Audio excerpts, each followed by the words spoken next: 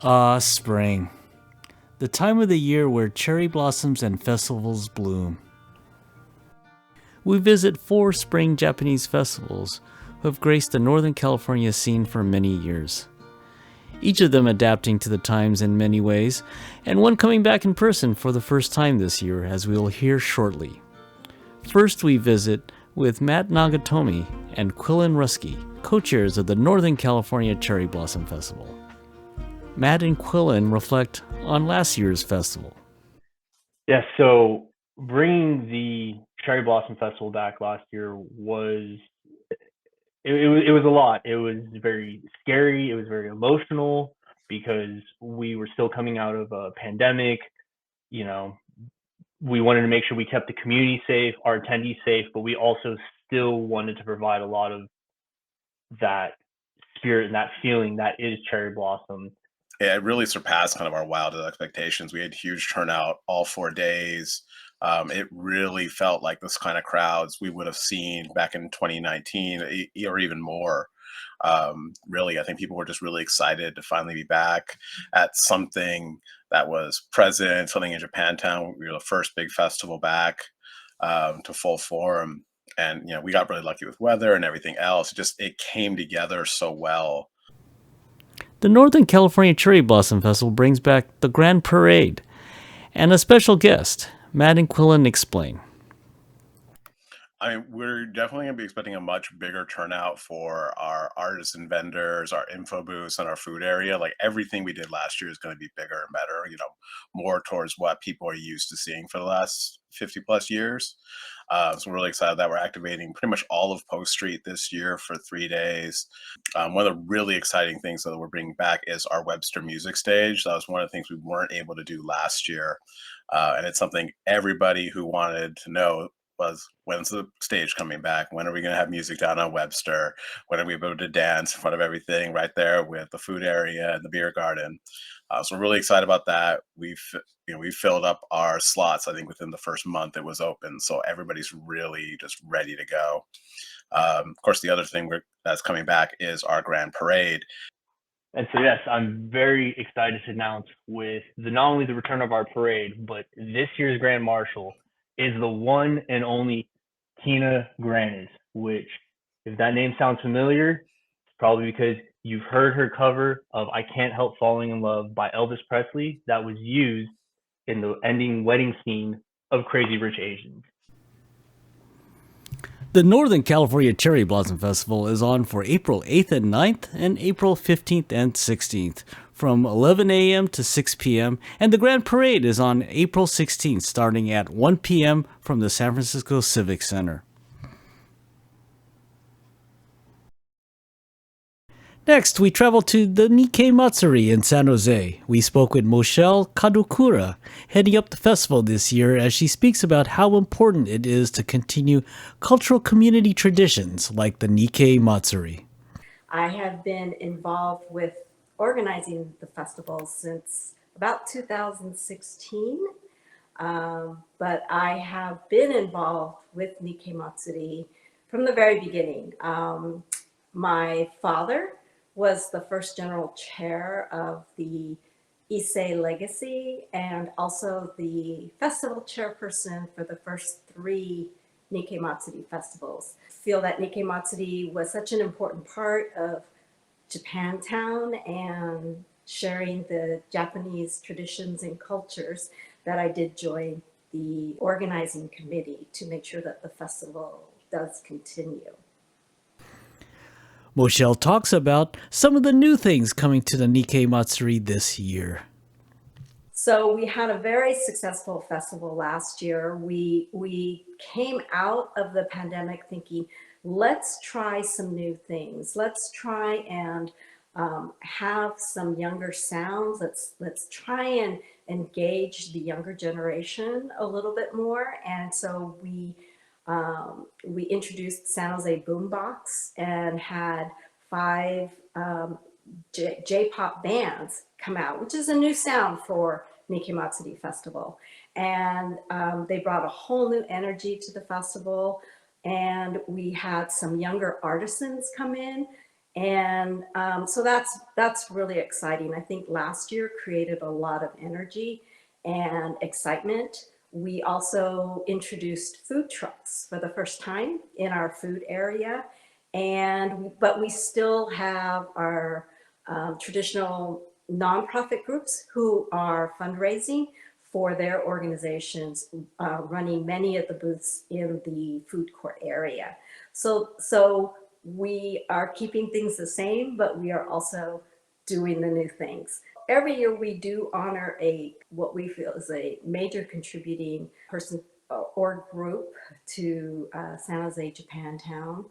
And this year, San Jose Taiko is celebrating their 50th anniversary. And San Jose Taiko is always a big part of Nikkei Matsuri. The festival this year is going to be on Sunday, April 23rd. Starts at 10 o'clock and ends at 5. You can get information from our website at nikkeimatsuri.org. We do have a list of the artisans that are coming out and the nonprofit food groups, the food trucks, all of our scheduling for performances. It's just a wealth of information on our website, nikkeimatsuri.org. Not too far away from San Jose, we visit with Elisa Sakas, president of the Cupertino Toyokawa Sister Cities Incorporation, who puts on the Cupertino Cherry Blossom Festival. Elisa explains the relationship of the Cupertino Cherry Blossom Festival to the Cupertino Toyokawa Sister Cities relationship. So hi, I'm Elisa Sakas, and I am the president of Cupertino Toyokawa Sister Cities, and we put on the Cherry Blossom Festival in Cupertino every year. This year will be our 39th annual festival, and so the committee does a couple of different programs, this being one of our largest ones, putting on the Cherry Blossom Festival. But in 2021, we did a virtual festival, and then 2022 rolled around and we wondered if we were ready to do a live festival, and we decided we would go for it. We really had no idea what was going to happen. And I think it may have been our highest attendance ever in 2022. So all of the same activities will be there with some additions, but we'll still have the senior center that we transform into what we call the Japanese Pavilion, and there's lots of Japanese vendors there.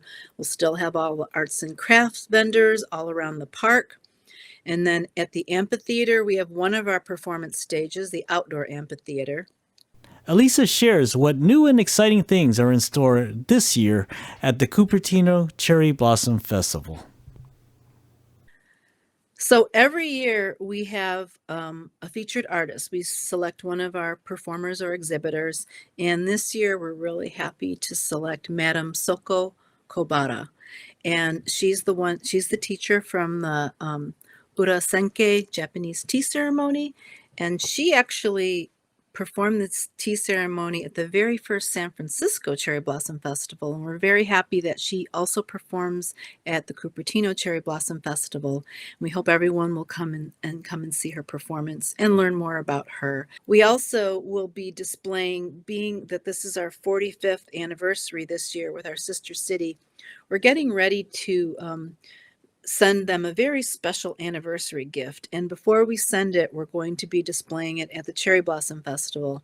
And this being the year of the rabbit, what we're sending them is a 3-foot tall rabbit sculpture that's going to be painted by a local artist. And we held a competition for the artist to select for painting it, and we're really excited for people to see what the artist does. We've seen her concept and we've been working with her, and the plan is to show it to the public here at our festival, and then later on in the year we're going to send it off to Japan to send to our sister city and have a formal presentation. So in 2019, before the pandemic, one of the new things we brought to our festival was to introduce Toyokawa's new mascot to everybody. And the new mascot's name was Inarin, and he's on my shirt here, if you could see that. So we had this nice cutout that people could come and meet Inarin and take their picture with him. We had some temporary tattoos made so the kids could have a tattoo of Inarin.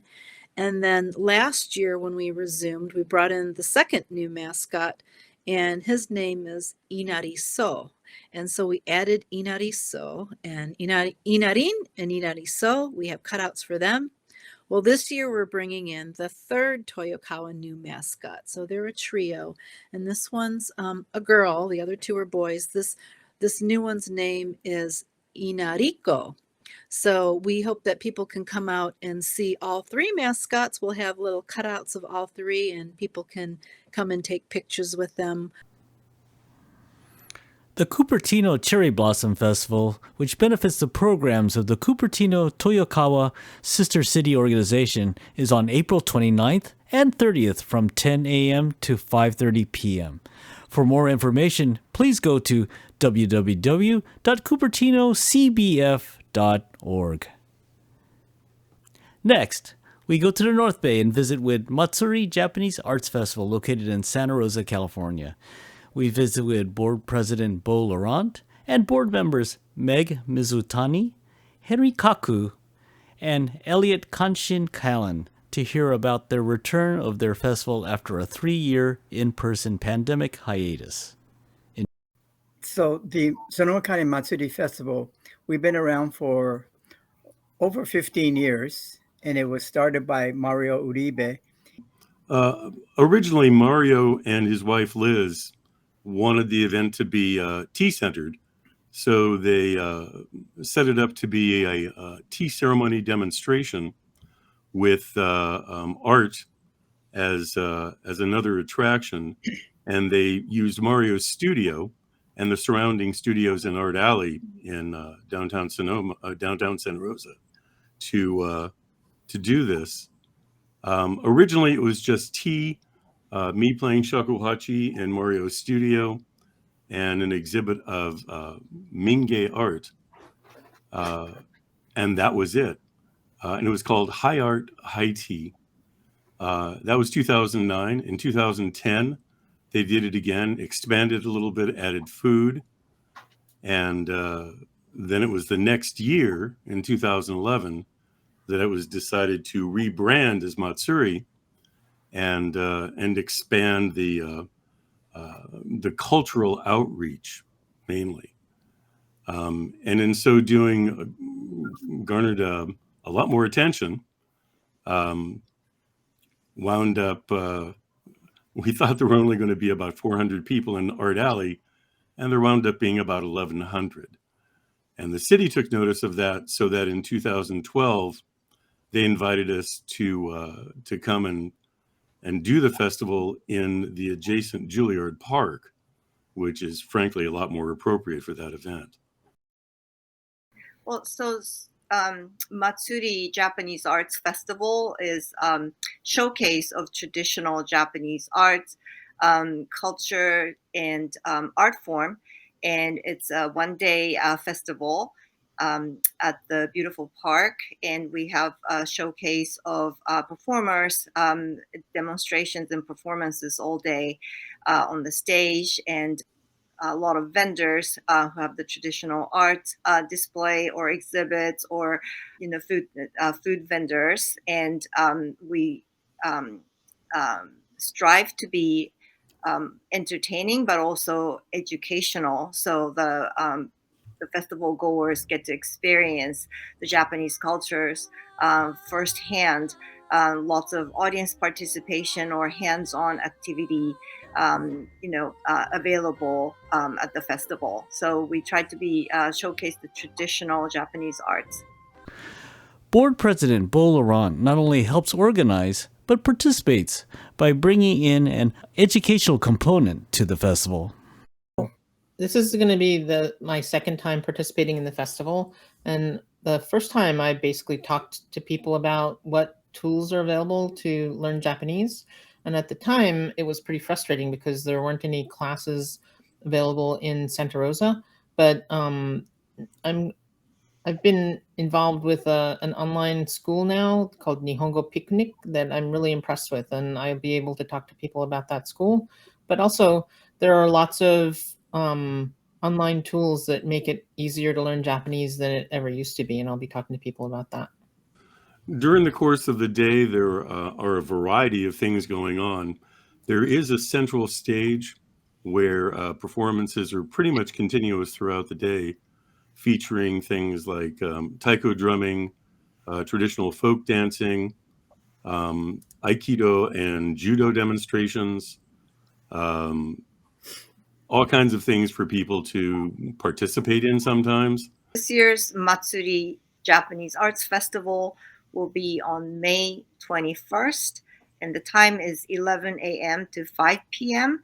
And you can find out more on our website, sonomamatsuri.org.